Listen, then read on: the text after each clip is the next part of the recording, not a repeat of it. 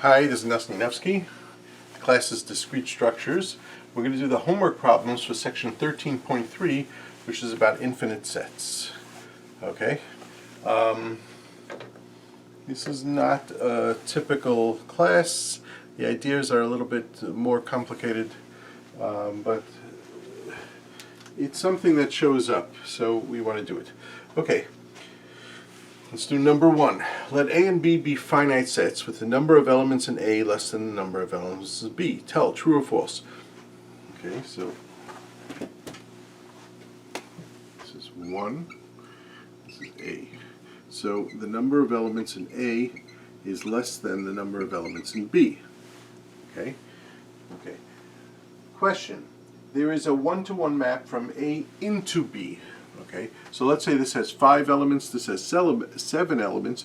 There is a one-to-one map, so you can map those 5 elements into this one. So this is true. Okay, B. Okay, there is a one-to-one map onto.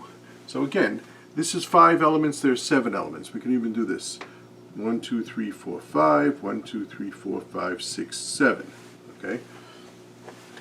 There is a one-to-one map from A onto B. Well, there's no way in the world you're going to get onto. You're going to be able to hit every one of these 7 guys if this is only 5. So it's false because there are too many guys here, and you're not going to be able to hit them. Yes, you can make it one-to-one, but not onto.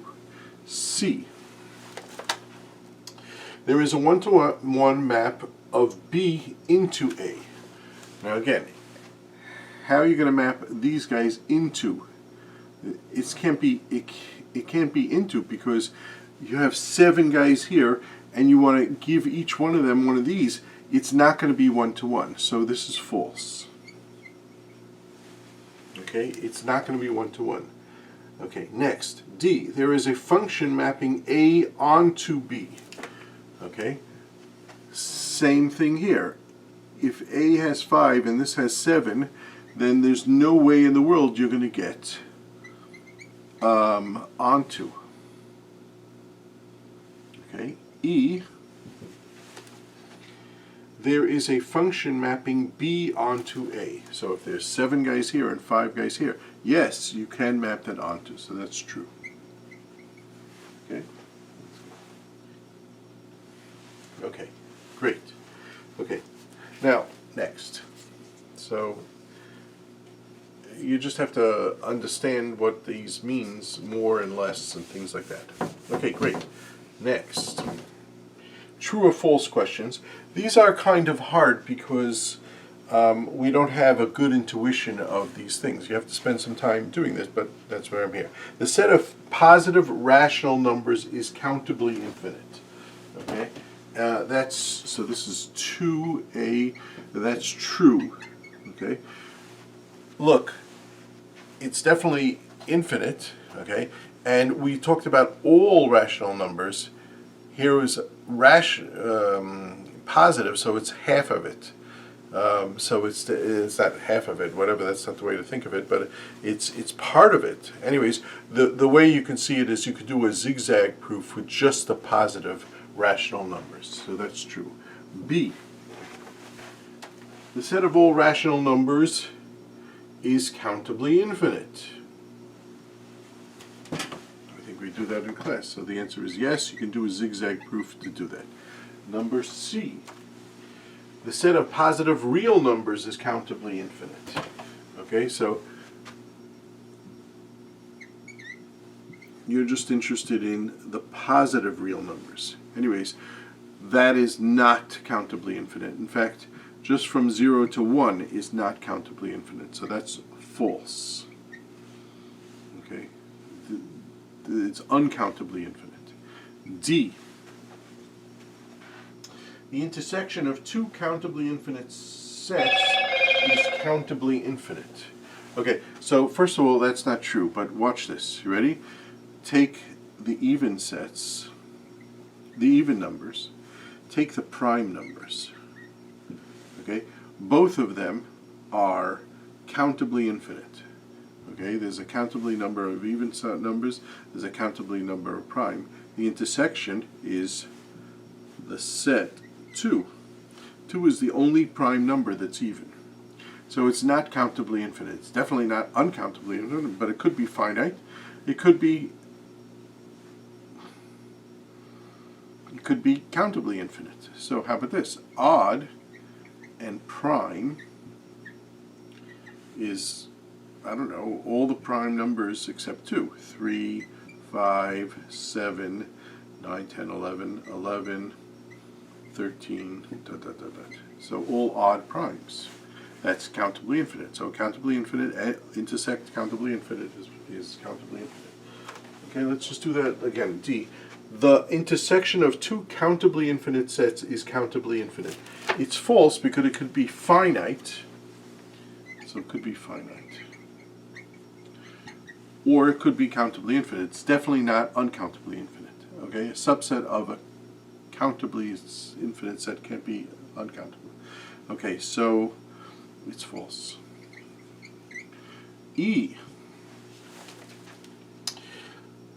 There is a one-to-one correspondence between the set of all even integers and the set of natural numbers. And the answer is that is true because here's all natural numbers, here's even numbers. Okay, 0, 1, 2, 3, 4,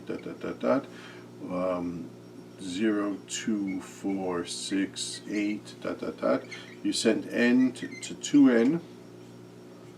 You match them up like that. Conclusion, it is a true statement. Okay, F. Don't want to go too low. F says the set of irrational real numbers is countable. Okay, that's false. Okay. So they're asking the following question. Take the real numbers, subtract out the rational numbers. You have the irrational numbers. Okay, this is uncountably infinite. This is countably infinite. Okay, and what you're left with is the irrationals, and these are uncountably. Good. Okay, great. Number 3A.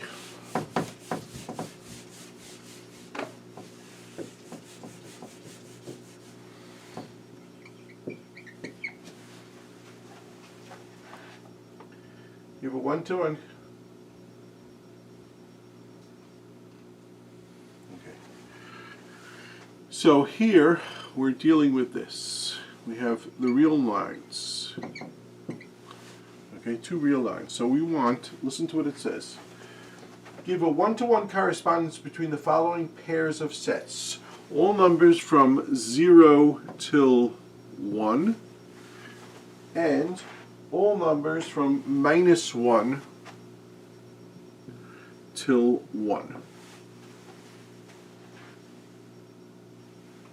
Okay? Okay. They want a one-to-one correspondence like this. Now, first of all, you might say, hey, this is a little bit wild. This is of distance 1. This is of distance 2. So this is twice as big as this. But that doesn't matter because we can stretch things out. We can send this here and this here and this here and this here and this here and this here and this here. We can stretch it out. Let's write a function that does it. F of x, so let's be careful. Let's write out what the function, from where it goes. F goes from 0, 1 to -1, 1. Okay? And f of x is equal to 2x because we double it, we space it out, but -1. Well, we have to pull back. If you just had 2x, it would go from 0 to 1 to 0 to 2. We have to pull it back a little, and we get -1. So let's plug in. If we were to plug in 0, it's not really 0 is not in there, but we would get -1. If we plugged in 1, we get 2 times 1 is 2, -1 is 1, so that works. Okay. If we plugged in a half here, let's see what we get. 2 times a half is 1, -1 it would be 0, which is right in the middle. So that works. Okay, let's do B.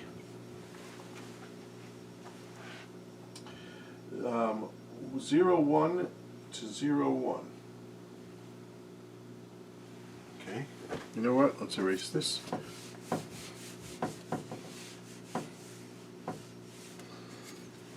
we have two real lines here, just like before. Okay, and we want a one-to-one function from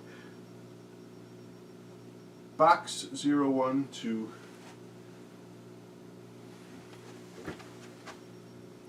f from box 0, 1, whoops,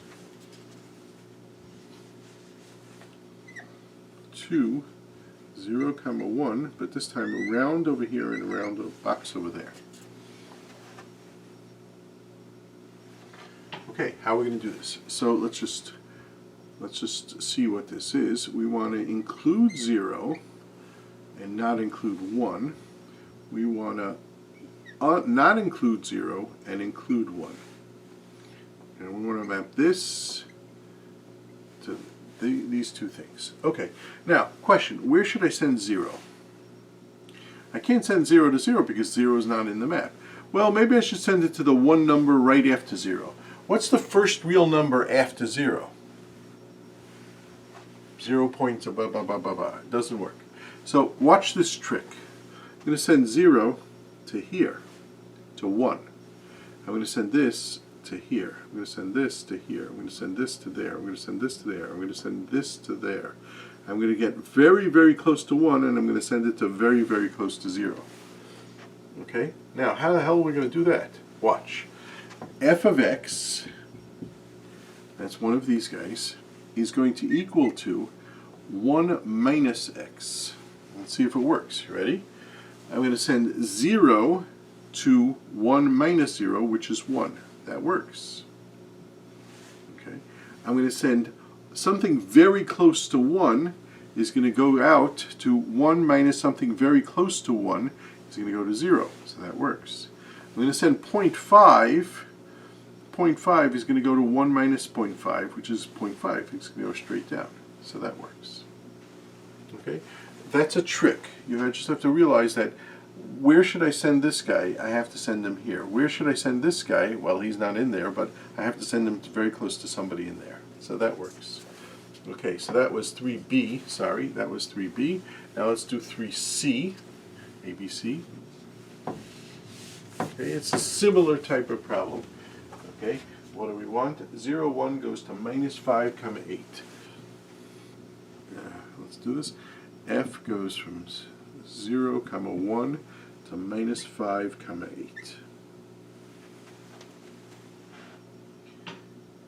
Everything is square brackets.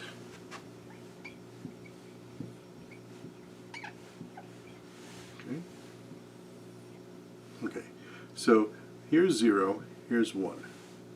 And we want from minus 5 all the way till 8.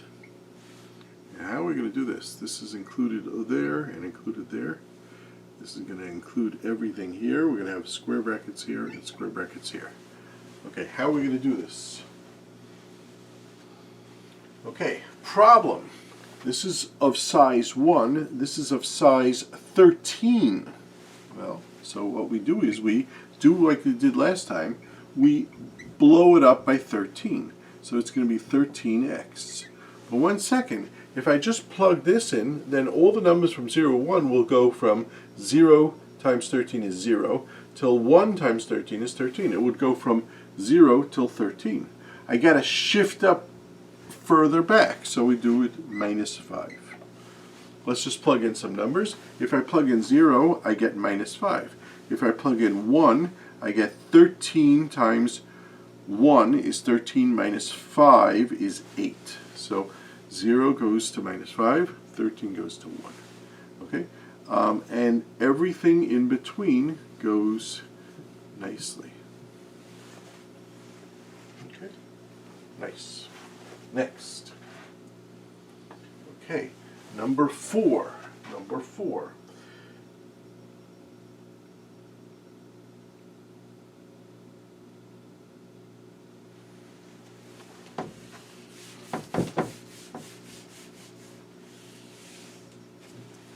Number 4. Let E be the evens. E is even. All the even numbers. Okay. Show that e and n minus e, n minus e, what's a better word for n minus e? What are the natural numbers, not the even numbers? Those are the odd numbers. Okay, so we want to show that these are countable by exhibiting a one-to-one correspondence. So we need an f from the positive numbers to the even numbers, and we want a g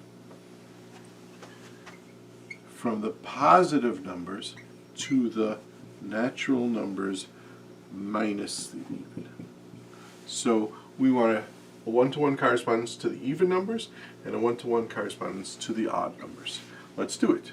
I did this 2 minutes ago. It's basically like this. You give me a positive number. Okay, let's take 7. Well, I'm going to send it to 2 times 7. 2 times 7. By the way, I think they're not including 0 as an even number. No, 0 is an even number. So we have to be careful here.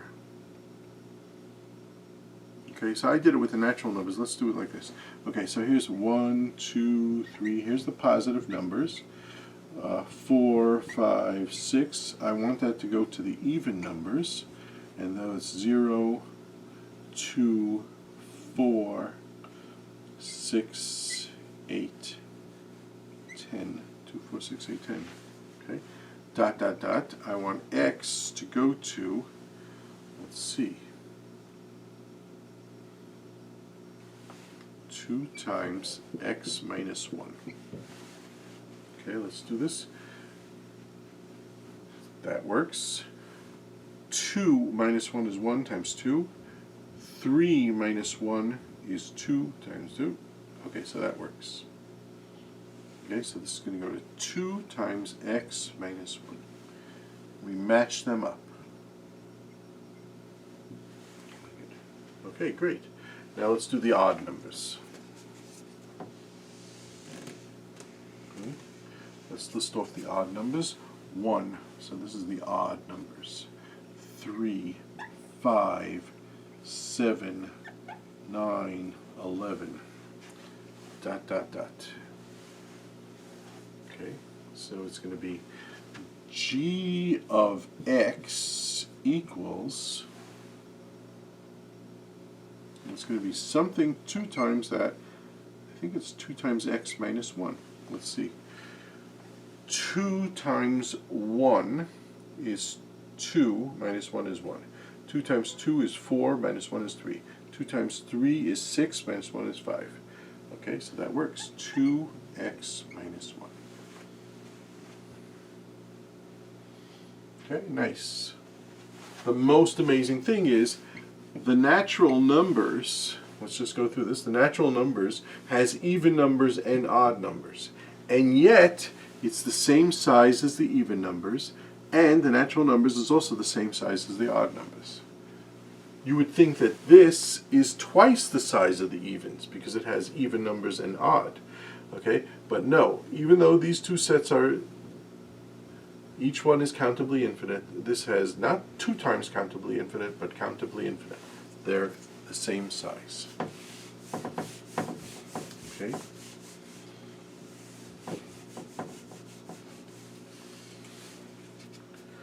That's 4. Number 6. Which of the following sets are countable? Okay, let's do it. Okay, so we have A, B, C, D, E, F, G. The key point is real numbers, intervals, are not countable. That's the way. Okay, set 0, 1, 2, 3, 4 is not only they're countable. Oh, look, they make a difference between countable and countably infinite. So this is finite. I'm going to write the word finite. Next, B. That is natural numbers less than 73. That's even finite. Okay, C. That has 140 elements. That's finite. Okay, 146 elements. Okay. No, stop. No, stop. Mistake. Okay, don't write me, don't look at the comments, that was a mistake. Look what it says. N member of Z such that N is less than 73. So if you want, here's negative infinity, here's positive infinity, here's all the Z, positive and negative numbers. We want, here's 73, I want all the numbers less than that. So that's countably infinite. Okay, D. D is finite, because that basically is, D is all the numbers from negative 73 till positive 73. So that's finite. Okay, that's D. Number E. 5, 10, 15, 20, 25, ... That's countably infinite.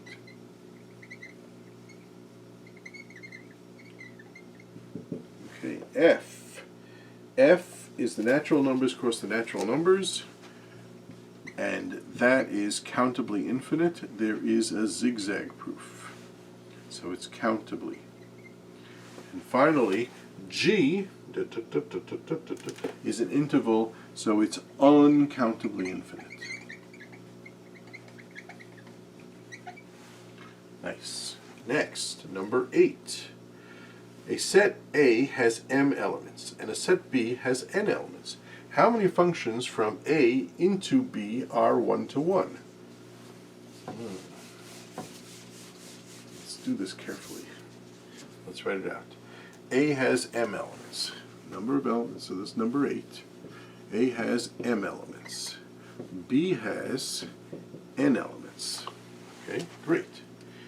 Next, a set has m elements, a set B has n elements. How many functions from A into B are 1 to 1? Okay, by the way, how many functions are there altogether from A to B?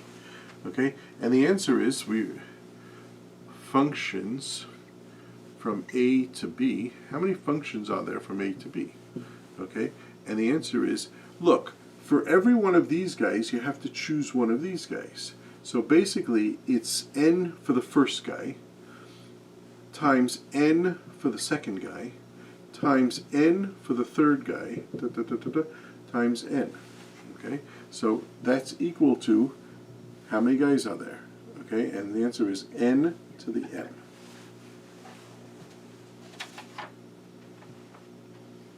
Okay, now, that's not to answer the question. Now they're asking another thing. How many 1-to-1 functions from A to B? Okay, so, how many 1-to-1 functions from A to B? Well, look, if M is larger than n, then there are more guys here than there. There's not going to be any. Okay, so let's write it like this. If m is greater than n, if it's equal, it could be 1-to-1. Okay, then there'll be 0. There are no functions 1-to-1 from A to B if m is greater than n. If m is less than or equal to n, let's just read this question again. Number 8. How many functions from A into B are 1-to-1? Consider the cases m less than m greater than. Okay, so we did m greater, so we don't have to do m less. Okay, and the answer is as follows.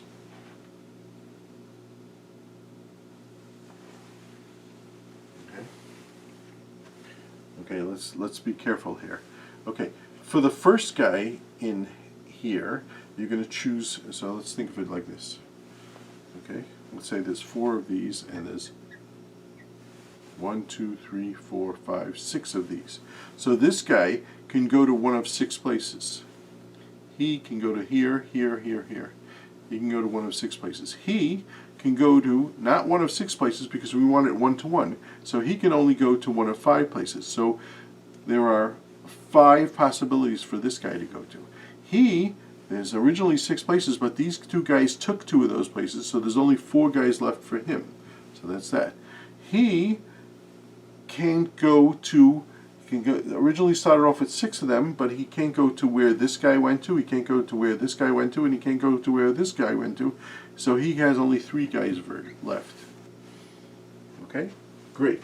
Let's write that out. So basically, it's n factorial, that sounds like n factorial, divided by n minus m factorial.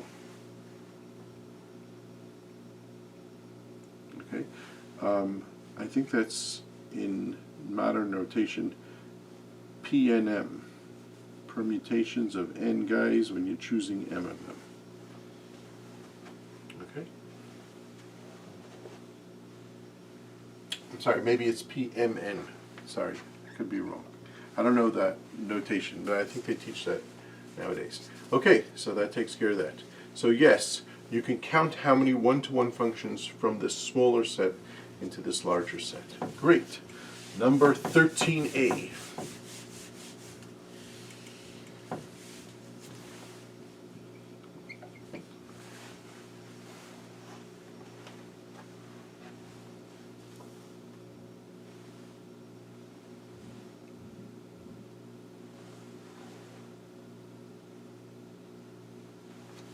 Okay.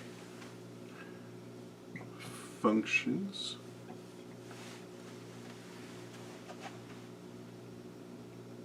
P to 0, 1. Positive numbers to the set 0, 1. Okay.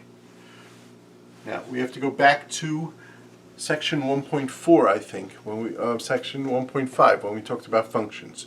We talked about a special type of function called a characteristic function. Let's remember what that is. Let's remember. If you have a set, you know what? Okay, the goal here is to show that this is equal to, this is the same size as the power set of P. Let's remember what these are. Okay? Okay. First, number of functions from P, the positive numbers 1, 2, 3, 4 to 0, 1. Number of functions from the number of elements in the power set, that's the number of subsets of P. Now, let's remember what we did about characteristic functions. You have a set S. You have a subset A of it. Well, you can describe this subset with this function. We call it chi of A. It goes from S to 0, 1.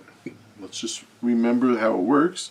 The characteristic function on A of a little element S is equal to one of two things, 0 or 1. 0 if S is not in A, and 1 if S is in A. Okay? And we have a nice picture for this. Here's your S. Here's your A. Okay? And here is 0 and 1. Everything in A goes to 1. Everything else goes to 0. Nice picture. Nice picture, nice this. Okay, so remember this. Now what we're doing is the exact same thing. But here we're not dealing with just any set S, we're dealing with the set of positive numbers. Okay, so if you have a subset of the positive numbers, we'll call it A also. Well, you have a subset of the positive numbers. You can describe that subset, so this is just a bunch of numbers.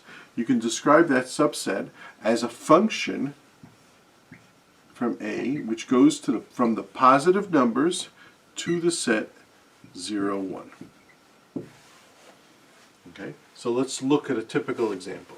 Okay, we're going to call the set of cubed numbers. What's cubed numbers? Well, 0 is a cube number, 1 is a cube number, 1 to 2 times 2 times 2. 8 is a cube number. 3 times 3 times 3. 27 is a cube number. 64 is a cube number. 125 is a cube number. Dot, dot, dot, dot, dot. It's a nice subset. This is a subset of positive numbers. Great. I can describe this subset with a function cubed. It goes from positive integers to 0, 1. And basically the idea is, if you are a cube number, you're going to go to 1. If you're not a cube number, you're going to go to 0. Main idea. Every subset corresponds, to every subset corresponds a characteristic function that describes that subset. But we can go the other way also. Okay? Let's say I give you a function, f, and it goes from the positive numbers to the set 0, 1. Any function whatsoever.